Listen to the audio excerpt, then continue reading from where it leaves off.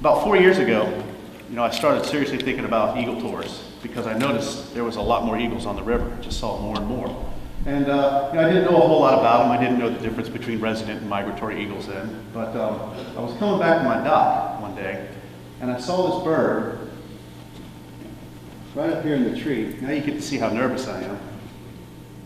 No, it's right there. And I saw this bird up in the tree, and I thought, wow, I'm going to throw a fish out and see what this bird does, just for the heck of it, So I threw the fish out into the water, and something absolutely amazing happened. And within 5 minutes, look what happened. And I knew I had to act on it.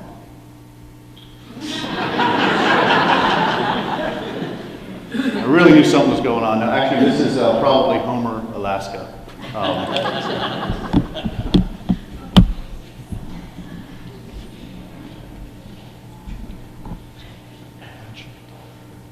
But I saw this statement recently, and I think this is one of the most powerful statements I've read in a long time about the eagles in the James River.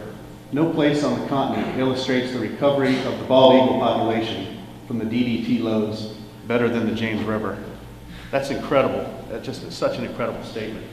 When you think, and this was by Dr. Brian Watts at the Center for Conservation Biology, and Dr. Brian Watts is one of the leading scientists and researchers of bald eagles, not only in Virginia, but probably East Coast, if not the United States. If you go back 400 years ago, and you think about when the English first arrived, when they first came into the bay and up the river that we call the James River now, there was probably, they estimate, 500,000 bald eagles on the continent. And there was estimated as 3,000 eagles in the Virginia's portion of the Chesapeake Bay alone. Well, you fast forward a couple centuries and you get into the 1930s. Well, after centuries of population growth and decades of westward expansion, people started noticing a decline in the bald eagles. So in 1940, they came out with the Bald Eagle Act, and that further protected bald eagles and golden eagles. But unfortunately, that's about the time that DDT was starting to be widely used. Now, DDT was a very powerful insecticide that was used in agriculture. It was sprayed on crops. When it rained, the DDT would get into the groundwater, leach into the water systems, into the creeks, into the streams, into the rivers, and ultimately into the fish, and then ultimately into the bald eagles that the fish ate, or excuse me, that the eagles ate.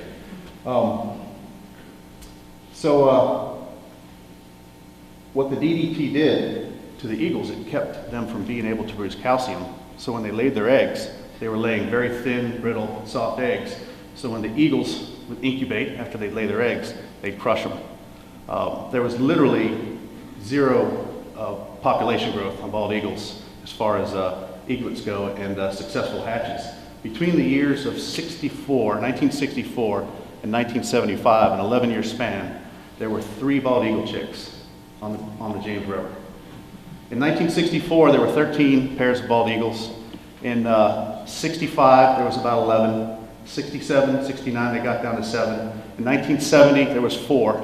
72 to 74, there were 2. In 1975, there were none. 1975, there were no breeding bald eagles on the James River.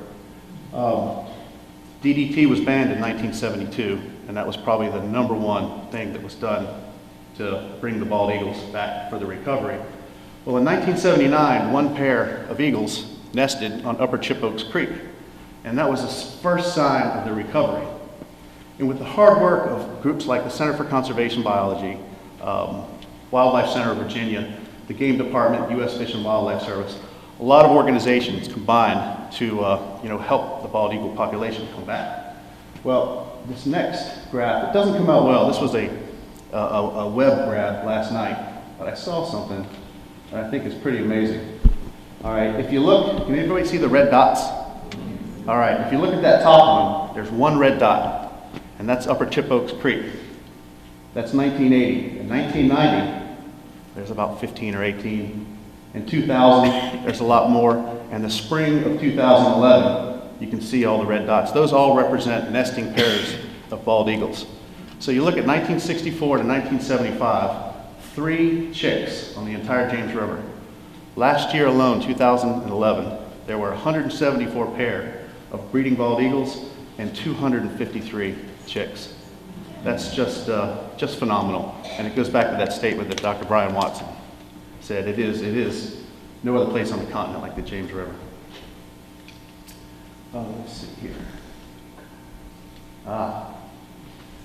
One thing I did want to say too is if anybody has questions while I'm going, I'm happy to answer them as we go. I'd much rather make it a little more interactive. So now feel free to ask questions when you like. But could you raise your microphone up a little bit? oh, sure thing. This is Bandit. There's 5 pair of bald eagles that I follow quite a lot on the river. This is my favorite one for a lot of reasons. But I've known this bird for about 2.5 years, and ever since you know, I got to know her, she's just been very friendly. She's always flying around the boat, and it turns out, and I could talk about this bird all day, but it turns out that this bird was actually hatched and raised by a human in Tennessee. So this bird has a band, and over the course of 2 years through digital photography, we got all the numbers and found out the history behind her. And it's pretty amazing history. Well, again, going back to the story of these eagles on the James, 2009, in November, I really started running these trips on a regular basis. And again, I didn't know a whole lot about these eagles. I just knew they were out there. Well, over that first winter, I had a huge learning curve. You know, I learned that there were resident eagles. I learned their territories, learned their habits. And what I thought was just going to be a wintertime event, going out and looking at bald eagles with no leaves on the trees, turned out to be a year-round event. And it's wonderful because all birds, they're in their same spots. It's just, you have to find them. You know, there's leaves on the trees. So they're a little harder to spot, but they're still there. Well, this next series of images, I'll go ahead and go into those now. It's some photographs of a few pairs of the bald eagles in Jefferson's Reach on the James.